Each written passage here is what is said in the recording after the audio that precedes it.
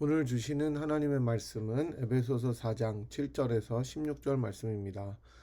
우리 각 사람에게 그리스도의 선물의 분량대로 은혜를 주셨나니 그러므로 이르기를 그가 위로 올라가실 때에 사로잡히던 자들을 사로잡으시고 사람들에게 선물을 주셨다 하였도다. 올라가셨다 하였은즉 땅 아래 낮은 곳으로 내리셨던 것이 아니면 무엇이냐. 내리셨던 그가 곧 모든 하늘 위에 오르신 자니 이는 만물을 충만하게 하려 하심이라. 그가 어떤 사람은 사도로, 어떤 사람은 선지자로, 어떤 사람은 복음 전하는 자로, 어떤 사람은 교사로 삼으셨으니 이는 성도를 온전하게 하며 봉사의 일을 하게 하여 그리스도의 몸을 세우려 하심이라.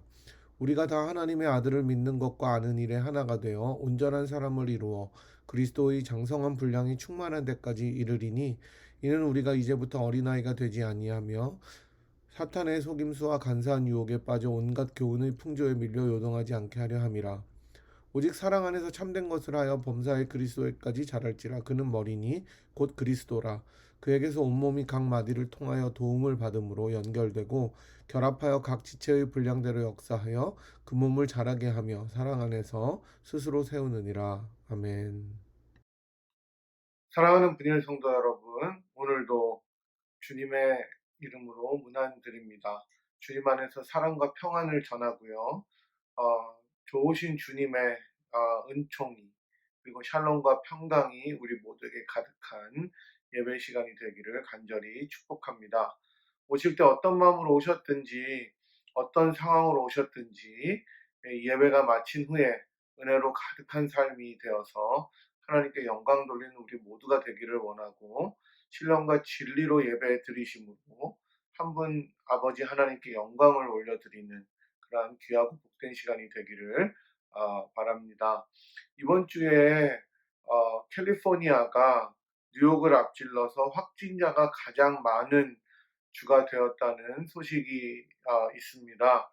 무서운 속도로 다시금 번지게 되는 이 코비드 19 때문에 미국 전역이 큰 고통을 당하고 있는 것을 경험하면서 다시금 하나님 앞에 우리 자신을 겸허하게 바라보게 되죠. 인간의 무력함과 연약함이 이 팬데믹 가운데 발견되는 것을 저희들이 보면서 많은 사람들이 우울하고 불안에 시달린다고 합니다. 그러면서 하나님의 돌보심이 얼마나 중요한지를 저희들이 깨닫게 되는데요.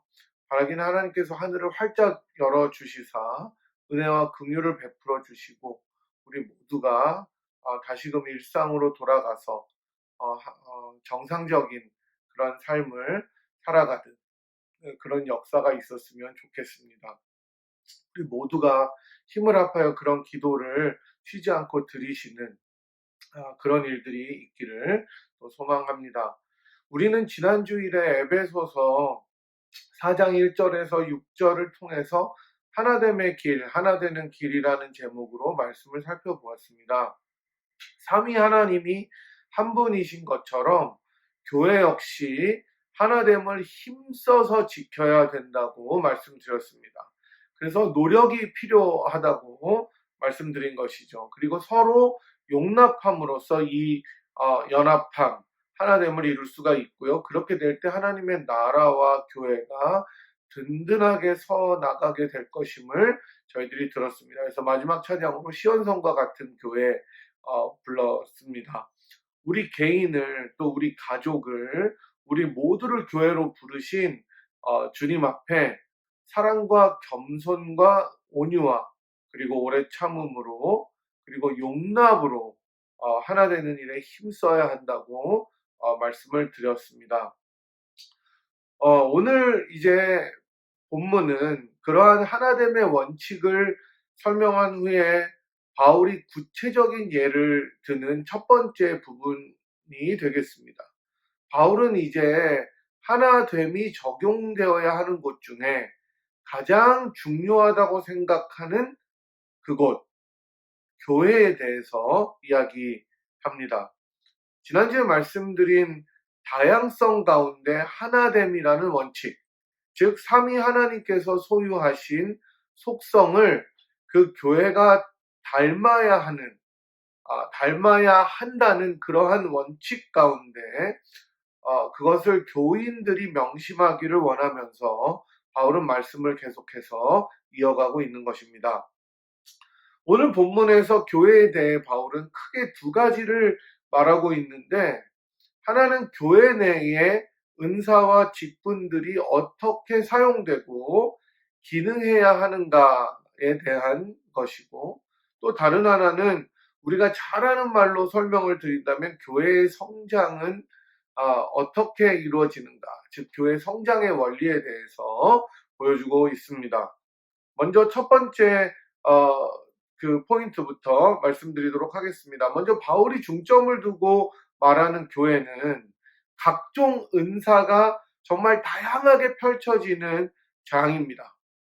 이 사실은 11절부터 16절까지 나오는데, 각종 은사와 직분을 설명하기 전에 바울은 주님께서 교회에 허락하신 다양한 은사들은 먼저 은혜로 주어진 것이다 라는 것을 명심하라고 설명하고 있습니다. 7절을 보니까 우리 각 사람에게 그리스도의 선물의 분량대로 은혜를 주셨다 이렇게 말하는데, 이 말은 그리스도께서 각 사람마다 서로 다른 분량의 선물로 은혜를 주셨다는 말이 되겠습니다. 그렇기 때문에 교회를 섬기는 한 사람 한 사람은 가진 은사들도 다 다르고, 심지어 비슷하거나 같은 은사를 가졌다고 하더라도 그 은사의 크기가, 정도가 다를 수 있다는 말이 되는 것이죠. 따라서 교회의 하나됨은 교회가 연합하고 통일성을 이루어서 하나가 된다는 것은 그리스도의 은혜를 통해서 이루어진 것이지만, 교회의 다양성은 주님께서 교회들에게 나누어 주시는 은사로 인한 것이라고 주석하는 존 스토트의 해석은 저는 굉장히 적절하다고 하겠습니다. 바울은 이러한 사실을 설명하면서 8절에서 구약에 나오는 시편 68편 18절을 인용합니다. 제가 시편 68편 18절을 한번 읽어보겠습니다. 주께서 높은 곳으로 오르시며 사로잡은 자들을 취하시고 선물들을 사람들에게 받으시며 반역자들로부터도 받으시니 여호와 하나님이 그들과 함께 계시기 때문이로다. 아멘. 사실 바울이 본문에서 시편 68편 18절을 인용한 것을 두고 굉장히 여러 가지 해석이 있고 논란이 있어 왔습니다. 특별히 시편에서는 선물을 주님께서, 하나님께서 받으신다고 했는데 바울은 선물을 주셨다고 말하기 때문에 해석의 어려움이 많이 있는 것입니다. 제가 이 설교에서 이러한 학자적인 논쟁들이나 이론들을 다 말씀드릴 수는 없고요. 여러 해석들 가운데 가장 설득력이 있다는 의견은 바울이 본문의 상황에 맞추어서 시편을 바꾸었다는 것입니다.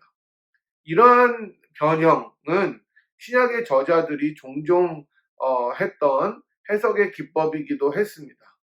그래서 다시 말씀드리자면 바울은 오늘 그리스도께서 은혜로 선물인 은사를 주셨다는 것을 강조하기 위해서 선물을 받으셨다를 주셨다는 말로 바꾸었다고 이야기하는 것입니다. 그래서 핵심은, 포인트는 주님께서 교회에 있는 구성원들에게 은사를 주셨는데, 달란트를 주셨는데 그것을 은혜로, 즉 선물로 공로 없이 거저 주셨다는 것입니다. 그러니까 교회에서 은사는 선물로 주신 것이고, 그렇기 때문에 선물의 크고 작음은 누구에게 달려있다는 것입니까? 바로 주님께 달려있다는 것입니다. 그러니까 왜 저 사람은 저렇게 많은 은사를 가졌는데 나는 이렇게 은사가 적은가라고 생각할 것이 아니라, 주님께서 선물의 분량대로 가장 합당하게 주셨다는 것입니다.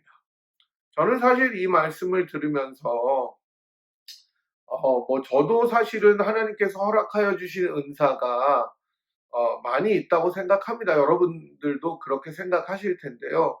그러나 자꾸 다른 사람들의 은사를 보면서 뭐 목회를 하거나 또 강의를 하거나 또 교수님들을 보거나 이렇게 하면서 자꾸 제 자신을 비교하게 되는데 그럴 필요가 없다는 것입니다. 그것은 주님께서 선물의 분량대로 가장 합당하게 주셨기 때문이라는 것이죠.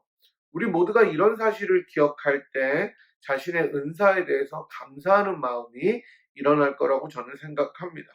또 그 맡겨진 은사에 충성하는 것이 가장 중요한 일이 될 것입니다. 우리 주님께서는 이러한 은사들을 직분이라는 것을 통해서 드러나도록 하셨는데요. 물론 반드시 직분을 받아야 내가 은사를 발휘할 수 있는 것은 아닙니다. 또한 직분이 있어야 은사를 가졌다고 볼 수 있는 것도 아닙니다. 하지만 최소한 오늘 본문에서 바울은 그렇게 설명합니다. 그러니까 은사가 직분을 통해서 나타난다라고 설명을 하는 것입니다. 11절 말씀인데요. 이렇게 읽고 있습니다. 그가 어떤 사람은 사도로, 어떤 사람은 선지자로, 어떤 사람은 복음 전하는 자로, 어떤 사람은 목사와 교사로 삼으셨으니 교회에는 다양한 직분들이 존재합니다. 방금 읽은 11절만 봐도 사도, 선지자, 복음 전하는 자, 목사, 그리고 교사처럼 다양한 은사로 섬기는 직분들이 존재합니다. 사실 오늘 본문에 등장하는 이러한 직분들은 1세기 상황 가운데서 이해하셔야 되는 것이고 제가 조금 이따가 설명드리도록 하겠습니다. 또한 오늘 본문에 등장한 이러한 직분들 이외에도 오늘 우리가 살아가는 현대 교회와 같이 굉장히 분화가 된 구조에서는 훨씬 더 다양한 직분들이 존재할 것입니다. 장로의 직분, 집사의 직분, 권사와 같은 직분들뿐만 아니라 서리 집사 이런 직분들뿐만 아니라 각 부서의 부장이라든지 전도회 회장이라든지 회원이라든지 주방을 담당한다든지 미화를 담당한다든지 주일학교 교사를 한다든지 여러 섬기는 직분들이 존재합니다. 또한 직분이라는 타이틀이 반드시 없어도 섬김 자체가 은사인 여러 곳들에서의 봉사와 헌신 역시 있는 것을 우리들이 보게 되는 것이죠. 여기서 제가 바울이 열거한 여러 직분들에 대해서 특별히 다 설명을 드리지는 않겠습니다. 다만 1세기 교회에는 이러한 직분들이 존재했었고 우리 역시 그러한 전통 위에서 지금도 교회의 직분들을 세워나가고 있는 것임을 기억하시면 되겠습니다. 교회가 하나 되는데 중요한 것은 다양한 직분과 은사들이 통합되고 자기 기능을 발휘할 때라고 생각하는 것이죠. 현재 우리가 살아가고 있는 미국은 이민자들이 세운 그야말로 이민자들의 나라입니다.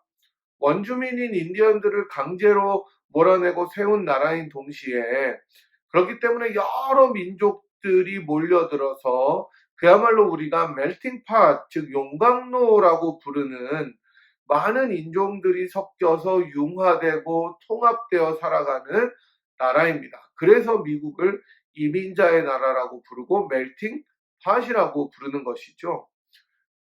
근데 이제 근래에 들어서 이 미국이 멜팅팟의 정체성을 잃어버리고 주류라고 생각되는 백인 중심주의로 방향을 잡게 되니까 여러 가지 부작용들이 발생하게 되는 것을 여러분들이 보시고 있습니다.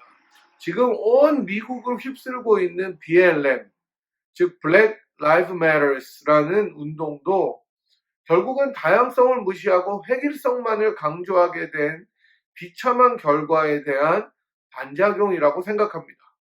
뿐만 아니라 이민자의 나라에서 이제 도리어 이민을 제한하고 막기를 노력하는 초유의 사태가 벌어지고 있습니다. 얼마 전에 트럼프 정부에서 온라인으로 수업을 하는 대학들이 많아지는데도 불구하고 인터내셔널, 즉 국제 학생들의 입국을 온라인으로 다 들을 경우에 금하는 정책을 내놨다가 일주일 만에 여러 대학들의 반발과 반대로 철회하였습니다. 그러나 그럼에도 불구하고 그 정책을 다시 이번에 들어오는 신입생들에게는 적용하겠다고 해서 여전히 계속해서 반발과 갈등을 유발하고 있는 것이죠. 물론 이해는 됩니다. 그러나 사실 미국이 더 가장 위험한 코로나의 확진진데 이것을 통해서 막는 것을 보면서 미국이 점점 더 백인 중심주의, 자민족이라고 사실은 할 수도 없는데 그런 중심주의로 간다는 것은 모든 사람이 우려하는 바이라고 생각하는 것이죠. 이로 인해서 여러 사람들이 가족들과 생이별을 하기도 하고 큰 어려움을 겪게 되기도 합니다. 이민의 제한으로. 물론 차별이 전혀 없었던 것은 아니고 흑인들도 동양인을 차별하고 동양인도 같은 유색인종들을 차별하는 것도 사실입니다. 이게 인간의 보편적인 악입니다. 그러나 이 멜팅팟의 그 역할을 다하지 못할 때 얼마나 비극적이고 잔인한 일들이 일어나는지는 여러분이 잘 경험하셔서 아실 것입니다. 인간에게 있는 보편적인 악을 더 잘 끌어내려고 하게 되는 결과를 낳는 것입니다. 계속해서 노력해서 그동안 있었던 차별을 최소화하고 없애려는 노력 자체가 희미해져가는 것이 현 미국의 세태입니다. 다양성이 인정되고 발전될 때 그 다양성은 하나의 국가로 빛이 나게 되는데 이 장점이 희석되면서 굉장한 어려움을 맞고 있습니다.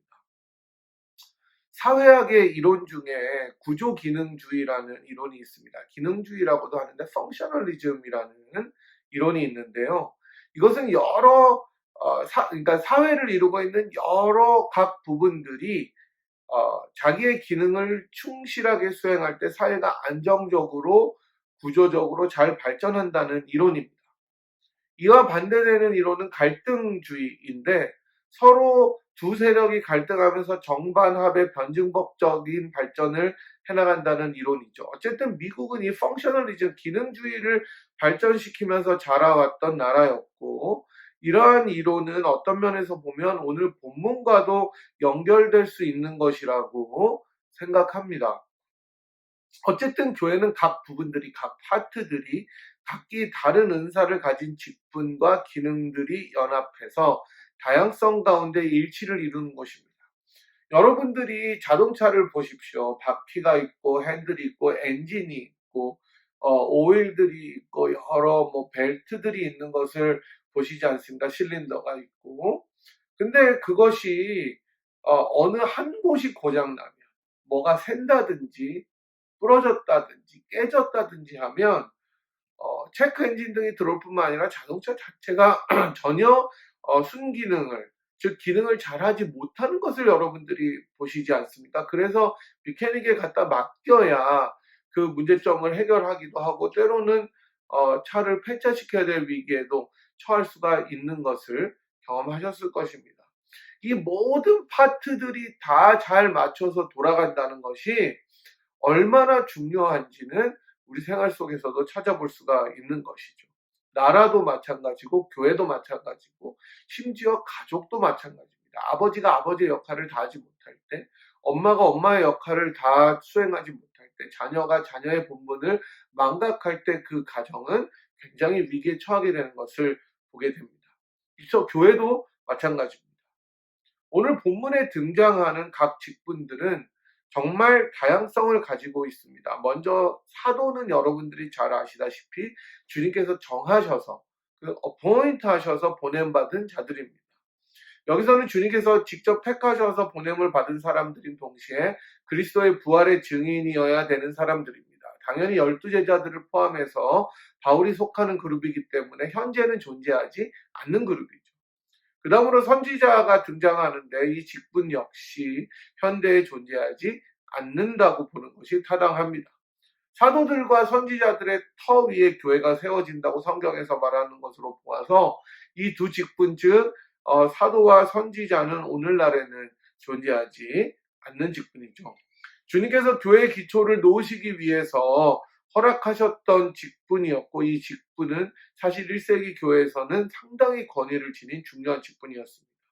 그 다음에 나오는 복음 전하는 자, 목사, 교사는 여러분들이 지금도 존재해서 잘 아는 직분들일 것입니다. 문제는 이 직분들의 목적이 뭐냐 하는 것이죠. 이게 지금 현재 있느냐 없느냐 이것을 만들어야 되느냐가 중요한 것이 아니라 이 직분들은 도대체 무엇을 위한 것인가라고 성경에서는 강조하고 있는 것입니다. 12절이 바로 그것입니다.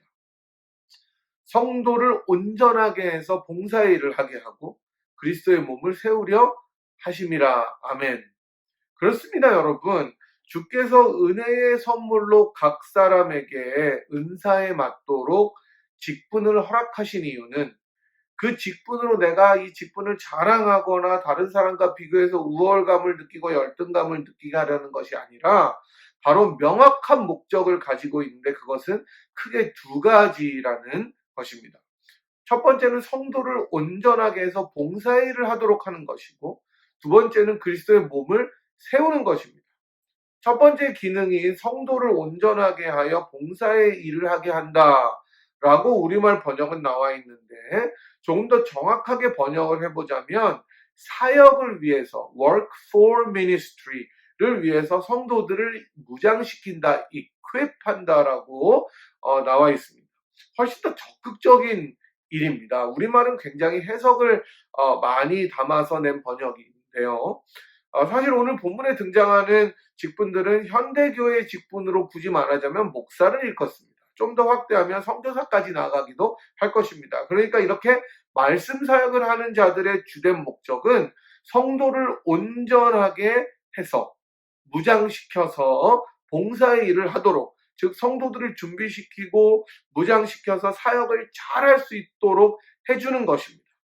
목사가 다른 일에 너무 힘을 기울여서 정치에 힘을 기울인다든지 또 다른 자기의 유흥에 유흥이라 그래봤자 목사가 술집을 가겠습니까? 그렇지만 목사가 다른 자기의 오락에 너무 심하게 빠져 있다든지 이런 것에 빠져서 사명을 게을리한다면 그것은 바로 오늘날 성경의 원리에 어긋나는 것이라고 이야기하는 것입니다. 결국 목사와 성도들은 직분을 맡은 자든지 그렇지 않든 자든지 모든 교회 멤버라면 봉사의 일, 서비스, 하나님의 사역에 동참하도록 훈련되어야 된다는 것을 강조하고 있는 것입니다. 물론 그렇게 무장되고 훈련되어야 되는데 여러 가지 방법이 있을 수가 있죠. 그 다음에 또한 두 번째 기능이 보다 더 첫 번째 기능보다 큰 것인데요.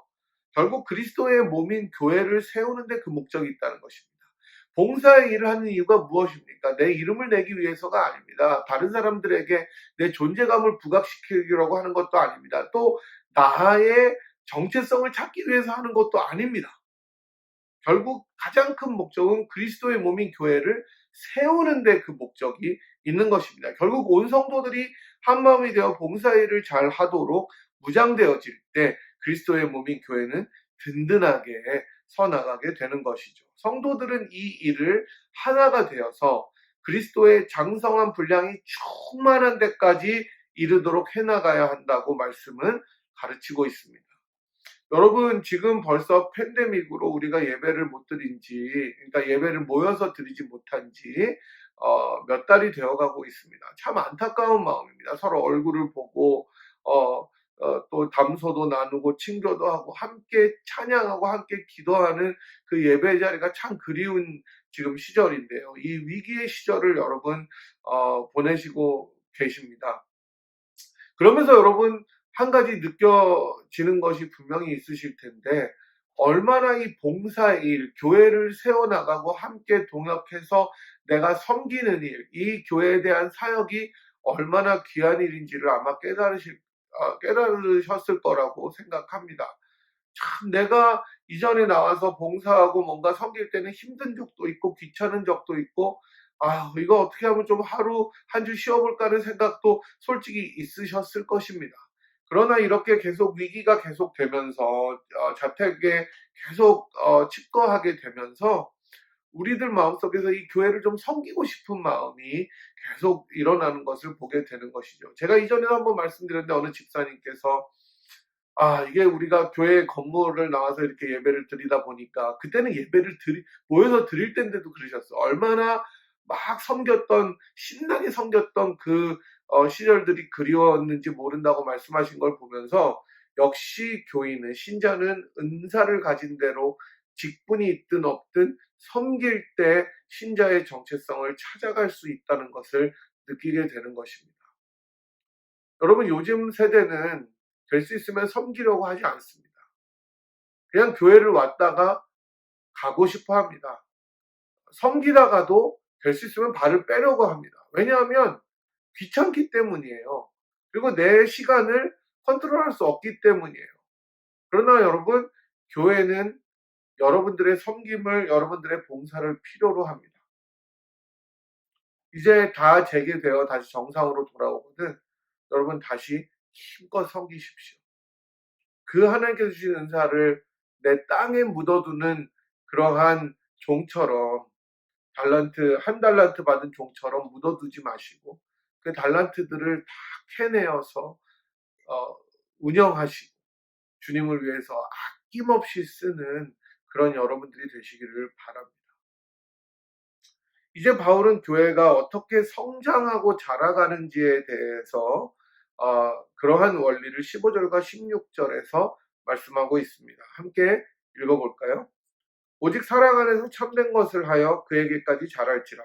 그는 머리니 곧 그리스도라. 그에게서 온몸이 각 마디를 통하여 도움을 받음으로 연결되고 결합되어 각 지체의 분량대로 역사하여 그 몸을 자라게 하며 사랑 안에서 스스로 세우느니라. 아멘. 여러분 우리가 앞서 본 것처럼 교회는 각 사람의 은사의 분량대로 섬김을 통해서 사랑 가운데 하나됨으로 자라가게 됩니다. 그 가운데서 저는 가장 중요한 원리는 오늘 본문에 나오는 말처럼 스스로 세운다는 말입니다. 저는 교회가 유기체처럼 생명력이 있다는 말에 전적으로 동의합니다. 교회는 인위적인 프로그램이나 다른 인간적인 어떤 노력에 의해서만 자라는 것이 아닙니다. 교회 성장의 원리는 스스로 자라가는 것입니다. 물론 성장과 양육을 위해서 여러분이 교회가 노력해야 되겠죠. 목사가 열심히 해야 되겠죠. 그런 것들이 나쁘다는 말이 절대로 아닙니다. 하지만 가장 기본적인 교회 성장의 원리는 스스로 자라난다는 것입니다. 다시 말씀드리자면 성경이 가르치고 오늘 본문에서 말하는 대로 각 지체의 분량대로 역사하도록 서로 돕고 하나됨을 힘쓸 때 생명력 있게 교회는 스스로 자랄 수 있다는 것입니다. 이게 교회론의 원리입니다. 요즘만 아니라 정말 오랫동안 교회 성장 세미나와 같은 여러 세미나들과 포럼들과 특강들이 많은 교인들과 교회들과 목사들의 마음을 사로잡고 있습니다. 관심을 끌고 있습니다. 그거를 부흥이라고 생각합니다. 말씀드렸듯이 제가 이게 나쁜 것은 아니라고 말씀드립니다. 하지만 오늘 본문에서 나오는 원리를 무시한 채 방법론들만을 찾아서 다니는 것은 스스로 자라가는 생명체를 질식시켜 죽이는 것이나 다름없습니다. 교회마다 자신의 상황에 맞게 방법이 있을 것입니다. 다른 교회 것들을 모방한다고 다 잘 될 수가 없습니다. 도입할 때 하더라도 자신의 상황에 맞게 처지에 맞게 하는 것이 중요하고 확실합니다. 따라서 가장 큰 원리는 모든 은사를 가진 다양한 지체들이 자신들이 가장 좋아하고 섬기기를 기뻐하는 영역에서 최선을 다하도록 은사를 잘 배치해 주고 섬기는 것입니다. 이분은 정말 자기가 부엌에서 요리를 하고 섬기는 것을 좋아하는데 당신은 안 됩니다. 주일학교 하세요라고 하면 그 은사가 발휘될 수 있겠습니까? 주일학교 학생들에게 밥을 잘해서 줄 수는 있겠지만 티칭은 잘 안 될 가능성이 많이 있죠. 그리고 이 사람은 성경 지식이 해박하고 정말 티칭을 잘하는데 계속해서 그냥 환경 미화만 맡긴다면 그게 되겠습니까? 그래서 은사를 잘 배치하는 것이 너무나 중요한 것입니다. 그리고 그 가운데 경쟁이나 시기를 줄이고 없애고 사랑으로 하나 되어서 주님의 교회를 세워나가게 되는 것이죠. 바로 그럴 때 하나님의 교회는 저절로 성장해 나간다고 저는 확신합니다. 다시금 말씀드리지만 교회마다 상황이 틀리기 때문에 우리가 어떻게 해야 하는지에 대한 고민과 기도가 반드시 따라야 할 것임은 두말할 필요가 없는 사실입니다.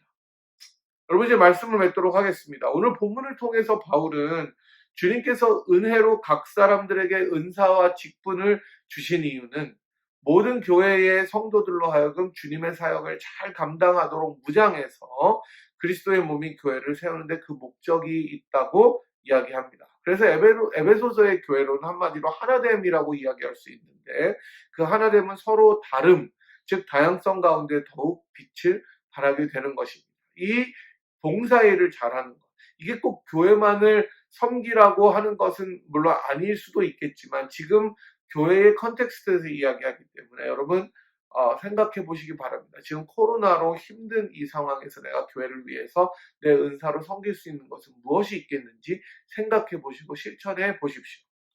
또한 바울은 교회가 스스로 자라가는 생명체인 유기체라고 말씀하면서 그 교회의 성장을 위해서는 모든 은사를 가진 서로 다른 사람들이 섬기며 사랑으로 하나 될 때 이 모든 것이 가능하다고 역설합니다. 그리고 그러한 성장의 방법들은 각 교회마다 틀리다고 말씀드렸습니다. 우리는 무엇을 해야 하겠습니까? 어떤 교회가 되어야 되겠습니까? 사실 오늘은 여러분들 무슨 막 찡한 은혜나 가슴이 떨리는 감동이나 이런 것들이 없을 수 있는 설교라고 생각합니다. 왜냐하면 우리가 생각해야 될 몫이 있기 때문입니다. 어떻게 섬겨야 하겠습니까? 여러분들은 직분을 받으시면 또는 여러분들이 심지어 자원에서 사인업한 그 직분이라도 그 섬기는 영역이라도 세월이 지나가면서 실망하고 질리게 되면서 사람을 바라보고 낙담하면서 주님의 교회를 섬기는 것을 혹시 포기하지는 않고 계십니까? 선한 일을 하되 끝까지 하라고 갈라디아서는 우리들에게 도전하는 것이죠. 여러분 어떻게 섬겨야겠습니까? 이 팬데믹의 상황에서 우리는 주님을 어떻게 몸된 교회를 어떻게 섬겨야겠습니까? 한 주간 그렇게 교회의 하나됨, 은사의 섬김, 교회 성작과 방법들에 대해서 고민해 보십시오. 그리고 주님께 간구하심으로 정말 하나님의 교회를, 주님의 몸된 교회를 더욱 사랑하시고 섬길 수 있는 방법들을 고민하고 실행하시는 우리 모두가 되기를 주님의 이름으로 축복합니다. 제가 한번 기도하겠습니다. 교회의 머리가 되시는 주님 감사합니다. 이 세상은 교회를 주목해서 바라보고 교회의 단점과 여러 약점들을 해내기를 아, 정말로 힘쓰고 있는 이 세대를 살아가면서 저희가 어떤 교회로 살아가고 어떤 교회를 일구어 나가야 할지 고민하게 됩니다. 하나님 주님 저희들에게 주신 은사로 주님의 사역일을 잘 감당하고 봉사하며 주님의 몸된 교회를 세워나갈 수 있도록 인도하여 주시고 비록 이 팬데믹 어려운 상황이지만 이 속에서 내가 주님의 교회를 위해서 무엇을 섬길 수 있을지 생각해보는 시간이 되도록 인도하여 주시옵소서. 또한 저희들의 교회가 동시에 성장하여야 되겠습니다. 그러나 이 성장을 위해서 저희가 인위적으로 억지로 모든 것을 해나가는 것이 아니라 사랑으로 하나 되고 우리의 은사를 잘 분배하여서 정말로 주님의 교회를 힘써 섬길 때 교회가 스스로 자라가는 것을 바라볼 수 있도록 인도하시고 또 그런 교회를 바라보며 하나님을 찬양하는 우리 모두가 되도록 인도하여 주시옵소서. 그런 일주일이 되게 하옵소서. 감사드리며 귀하신 우리 주 예수 그리스도의 이름으로 간절히 기도드리옵나이다. 아멘. 여러분 감사합니다. 다음 주에 또 뵙도록 하겠습니다.